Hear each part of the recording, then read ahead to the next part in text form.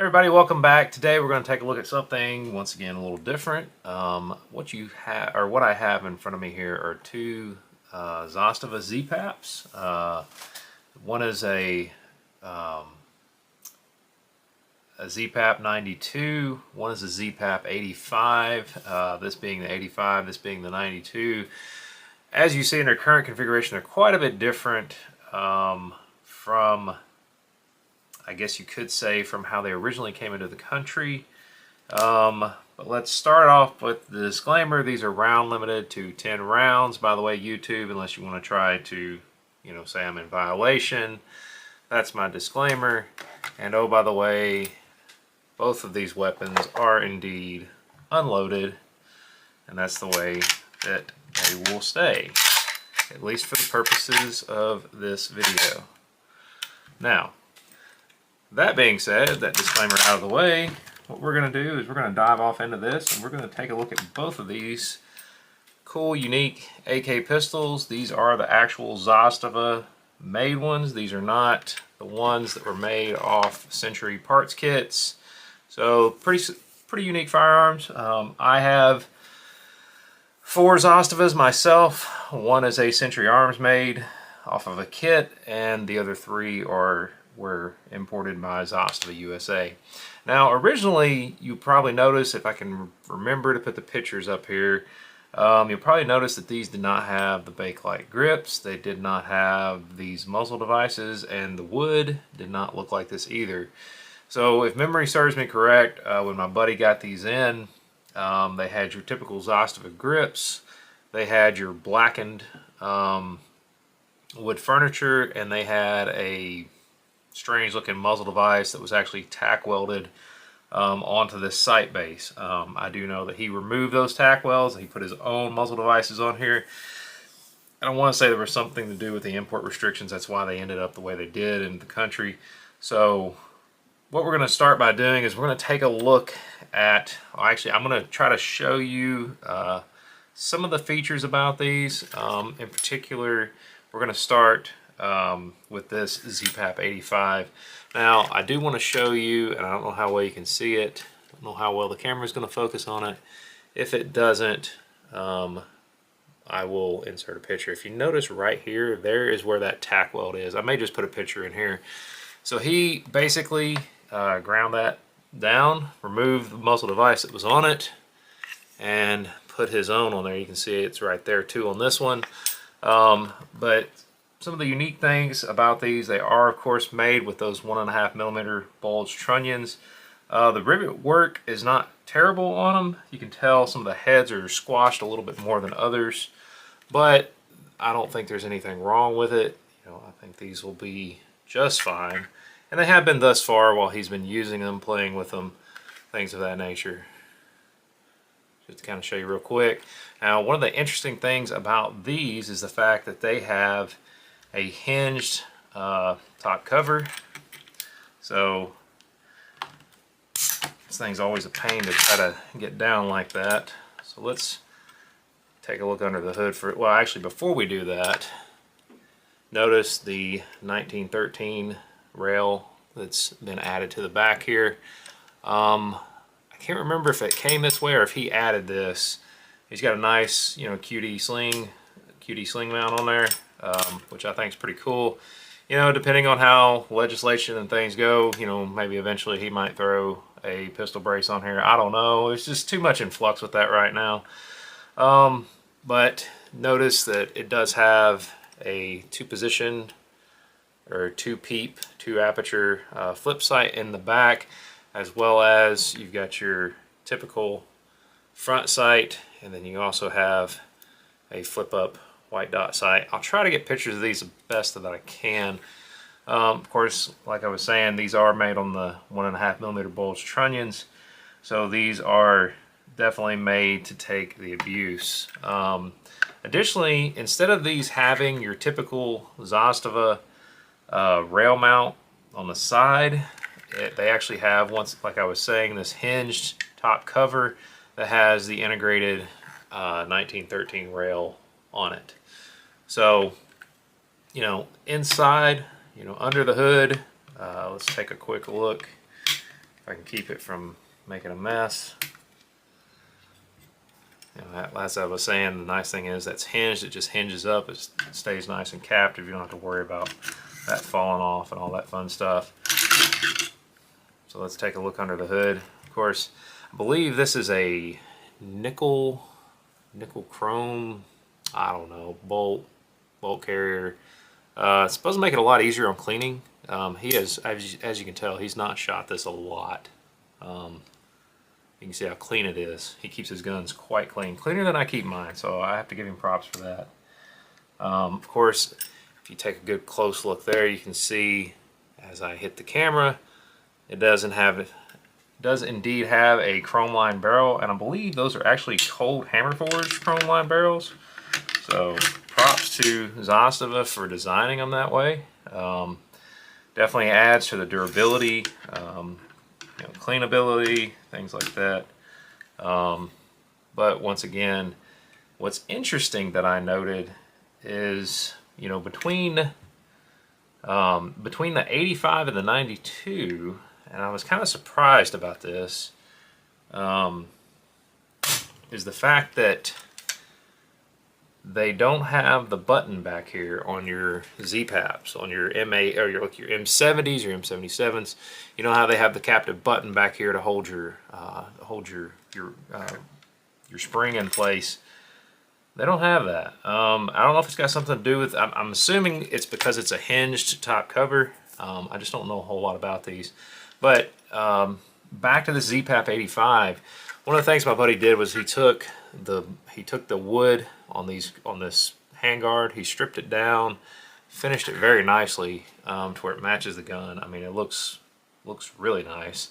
Of course, added that beautiful Bakelite grip to it, and what he's ended up with is just a really nice AK pistol. I mean, it's nice. I mean, if indeed, you know, whatever comes down in the future with all this pistol brace stuff, you know, he's got this 1913 rail back here that he could add a brace possibly in the future, take full advantage of this pistol configuration. Of course, it's got a very nice muzzle brake on there. I do not know what kind this is. I've not seen one of these before. I will have to look it up. But it's pretty cool looking nonetheless. Let's take a look at the 92. The 92, once again, is just like the 85. It has the exact same features. It's got the hinged top cover. It's got your flip sights, front and rear. It's got the 1913 rail in the back. Let's take a close look at it, just so you can see. I think this is one of those cone flash hiders. I forget exactly what this thing is. I mean, this is obviously not my gun. This is his. He's just loaning it to me just to show it off. Of course, I believe, judging by the looks of this wood, I believe this was also blackened, and you can tell that he refinished that as well. And I mean, it did turn out very nice in my opinion. I mean, I think the colors really pop there. You can see just a little bit of the remnants of that black paint, but you know, nobody's going to care about that.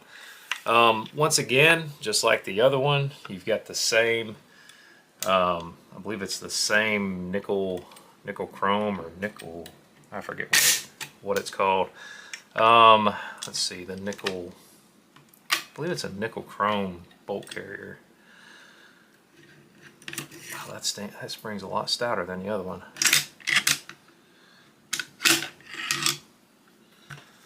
So just like the other one, you know, it's just in beautiful shape. He does not shoot his guns a lot. He shot this one obviously a little bit more, I imagine because it's a 7.62 by 39 configuration, but you know, typical, beautiful Zastava quality. Once again, just like the other one, you take a quick look at that bore, you'll notice it is indeed chrome lined. Once again, it's chrome lined, hammer forged barrel for the longevity, for the cleanability. I mean, it's just a really, really nice setup. The way AKs were probably intended to be made. It's not like I'm knocking anybody else, it's just, you know, you're going to pay a premium for some features over others. Now, that being said, there you have those two Zastavas, the ZPAP85 and the ZPAP92. Two very beautiful AK pistols. I would say these are, you know, obviously, I wouldn't say they're probably upper tier, but I would say these are definitely your mid tier. And in terms of some of the best offerings out there, you know, I think this is one of the best bang for your bucks. If you don't want something that's an entry level, you want something a little bit nicer, and obviously you want something that's going to have more durability. Definitely the bulged trunnions, but these are very nice. I mean, I wouldn't mind having an AK pistol, but you know, I don't have a lot of use for one. He collects and likes some very nice, expensive weapons. Many of which are a lot more expensive than what I have. But be that as may, everyone has their own likes, their own dislikes. Of course, he's got these these nice rubber pieces on his bolt handles. You know, in terms of trigger pull, there's a little bit of creep, pretty crisp break. I did notice both of his triggers are a little bit different here. I may have to ask him some details about that. This one seems lighter. But anyway, I want to say these were running like $1,000 when you could get them. They might have been a little bit less, depending on where you find them, whether you find them through Atlantic or somebody else. But, you know, for the money, probably some of the nicest AK pistols out there. And in addition to that, I've played around with my own Zastavas, so just a little PSA here. They are not real finicky on mags. That's one of the nice things about their AKs from what I've noticed. Some other manufacturers, their AKs are quite finicky when it comes to magazines. But I've not really, like you saw the video of my Century Arms M70AB2, it's not finicky on mags at all. I've played around with a whole bunch of different mags in it and it likes them.